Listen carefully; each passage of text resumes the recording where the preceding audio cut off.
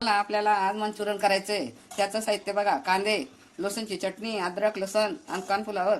कोबीला असं किसून घ्यायचं बारीक, चांगली धुवून टाकायची आणि मग त्याला टाकायची. थोडी शेजवान चटणी टाकायची.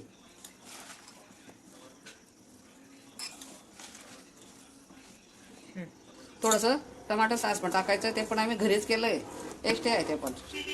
थोडा मैदा टाकायचा बाईने बघा. असं मिक्स करून घ्यायचं चांगलं आणि मग छोटे छोटे गोळे करून तळून घ्यायचे.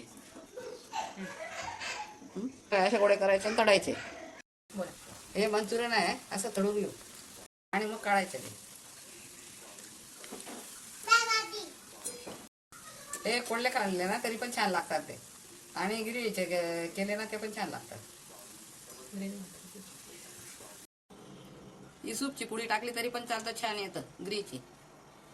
एक पुडीसाठी एक कप पाणी घ्यायचं आणि तिला चांगलं उकळून घ्यायचं. ते सूप आता तयार करून घेतो. टाकू एक पळी मसाला टाकू.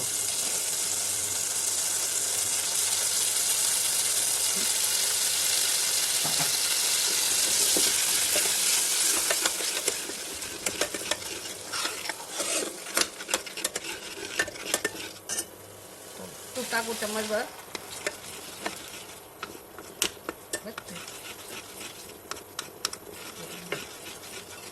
उकडून घेऊ त्याला चांगलं. ते बघा, ते वड्या टाकू आपण आता त्याच्यात.